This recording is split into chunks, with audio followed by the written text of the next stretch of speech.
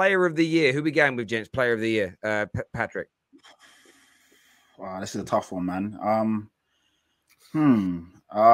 Salah or Kane? I have to. It depends on who gets the golden boot. So it's either of those two.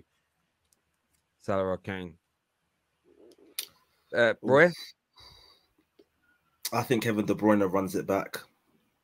He shouldn't have got it, to be fair. About all this run it back, there's no way he should have got it, to be fair. But yeah, I think that he robbed Kane of the second one, but I think he will pick up his third one this year.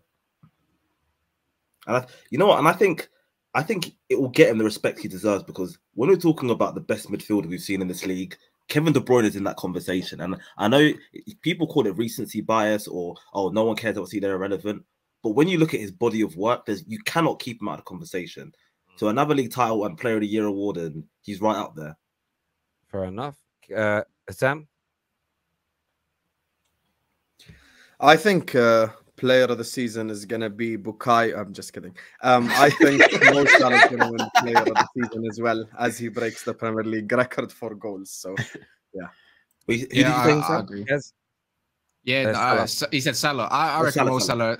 It's not going to be Jesus. It's going to be Salah. If I'm going to say he's going to break the, not break it, but I think he has the best goal scoring record. His assist record is still best. If I'm going to say, if he's still going to if I'm going to claim he's going to have his best season ever, then it has to be Mo Salah by that logic.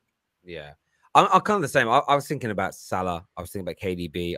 You're going to laugh about Saka. I think Saka could have a really good season this year and name be in the running. But if I'm going to predict somebody's going to break a goal score, he could be. I think they said that last year, Terry, and he had an okay season. He started well. I could end up with Rihanna. Many could. I know they did, but I think he had a very good year. That was a kid carrying a team. He's a year. Saka was great last season, Patrick. What? He was okay. He was okay. No, we're talking about the whole season. He was okay. I agree with that. Up there to begin with, down there. We give circumstances for Tottenham. Your bad start was because of Nuno. Every team gets circumstances. Saka has to have circumstances. This is a kid carrying Arsenal, and he's got more experience around him now. He's a year older. I think he'll have an even better year. But I'm not picking him. I think it'll be a name that I think will be mentioned. But if I'm going to predict someone breaking the goal scoring record, if Haaland does break that goal scoring record, there's no way they're going to give it to anybody else. They'll almost be forced into giving it to him, as goal scoring is the hardest thing to do in the world. That's my pick. Flop of the season from the new signings. Who's going to be the flop of the season? Sterling. I just think that, we all know how good Sterling is, but I just don't see him fitting into this Chelsea team the way Man City used to feed him, the way he had options. At Chelsea, he's got to be the main man. There's not really going to be people to create for him, and you're going to see his game nowhere near what it used to be. So for me, it's Sterling. Interesting. Roy? I don't actually think any of the new signings are going to flop, I'm trying to think of who, maybe someone lower. Probably someone from Aston Villa. Probably someone from But they don't come in with a big hype, though, so they're not really going to be a flop. Then if I had to earmark someone out who could underperform, who would I say? I've got one name. Go on, Kaz. Come back to Richarlison. I'm just going to say Richarlison. Ooh, that's interesting. 60 million price tag. He could, but his role, 60 million price tag. I'm telling you now, you have to live. That's flop. You have to put on the money spent, the club he's playing for, and what competition he's playing in overall. What do you determine? You know, the price tag is 60 million. I hear what you're saying, but what do you determine a good season then for him? Richarlison, when he comes, I'm not joking. For 60 M's, when he comes off that bench, he best be performing. That's what I'm saying. Are we putting numbers to it? Like he has to get at least 10 goals and 5 assists? No, because we can't do that right now because I don't know how much he's going to play. Yeah, you know what I mean? But if he does play, I think you have to though. When you cost 60 million pound, I don't care if you're starting on the bench. That by definition, and you don't force your way into the first team in the season, that makes you a flop. No one spends 60 million pound to warm a bench. You spend that on a player that you expect to break into the first team. You have to. He needs 15 GA. Name me a player in the history of the Premier League who a club spent 60 million on, whose sole purpose was to be a bench player. No, you're right. He has to. It's a difficult one, isn't it? He needs double-digit goals. If he doesn't force himself into the first team and start regularly by November towards the end of the season, that by definition makes him a flop. I can't lie. I can't see that happening. Actually, you know what? No. I was going to say. I think he gets 10 goals and 5 Grealish assists. might be a shout. Maybe. Yeah, I'm watching so. Grealish I'm watching Grealish very closely because I think he's been terrible at City. Yeah, I'm watching him very I closely. do get that, but then again, in terms of new signings, I just want to give mine. Yeah. I said, I don't really see flop when I look at any of the signings, but I think something about Lisandro Martinez tells me I'm a bit unsure about him. And it's not just because of his height. No, I get that. Look, it's gonna be it'd be an amazing year if United had a signing that didn't flop. Like to have one that doesn't would be like I'd actually want to parade for that. Like we always have one. I'm gonna go with Basuma.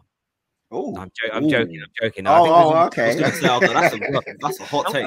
Harry, when are you going to pull out your Arsenal shirt? That's how anti-Spurs you've been today. That's mental. No, I'm going to go with Ivan Perisic. I think he's excellent. Wow. I think he's good. I just think I'm hearing people say world class like left wing back. So based on the logic of him being world class, I'm expecting, and this is what I'm expecting from him. So flop is based on what you expect to what you get. Okay. Yeah. So most Spurs fans and shows I've listened to have said world class next to his name. So I'm expecting Robertson levels of performances on a consistent basis. That's a world class. I don't see why not. I don't see why not. Fair shout. I think we'll see a good Ivan Perisic. I don't GA as well. I don't. Yeah, which needs GA, needs chance creation. I'm going to go with him. I also feel like I've also got a little bit of a feeling, and I don't want him to. I've just got this feeling that Eriksen ain't going to do much at Man United. I'm starting to get it. Yes.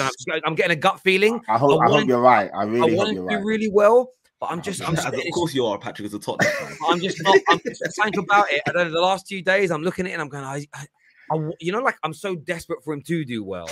It makes me think he's going to do badly.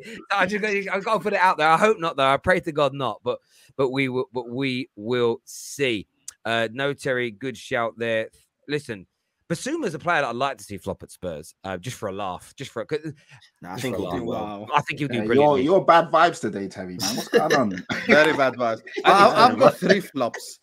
Number 1, Longley, because he's a bozo, massive bozo. He's not coming. He's not coming. No one's expecting him to do Longley can't be a flop because he's already. No one rates it. I hear you. I'm saying get on a highlight compilation once every 2 weeks. Second, I think Jesus is gonna be very underwhelming. Third, I'm going for Lisandro Martinez as well. Like Roy, kinda. So one of those things. Sorry, say that last one again. Lisandro Martinez. Didn't hear you. What was that? I actually think Lisandro Martinez is going to ball out. To be fair, from the back, definitely. Yeah, I think he's underrated, man. I think a lot of people are going to be surprised at how well he does. He's somebody that will shock a lot of people. He's a good player, man. I tell you who else. I didn't put him as top goal scorer or player of the year. I also think Darwin Núñez at Liverpool is going to have a really good season. I think he's being written off. I think all this compilation. I think Núñez is going to ball. He will get. There'll be compilations of his touches. There'll be some games that Liverpool may not win. Or where he's had a first touch that's bounced over his head and done these things, but he'll just score. And he's something different between him and Lukaku. Lukaku does have that bad touch gene as well at times, but Lukaku doesn't look like he wants it whenever I see him play in the Prem. He always has that dog in him. A bit, yeah. Darwin Núñez looks hungry. He looks. The way he celebrated that goal, that man's been on Twitter. That man's been on Twitter. Yeah, he's definitely seen Twitter. He's been on Twitter, but he's got that fire in his belly. But there we go.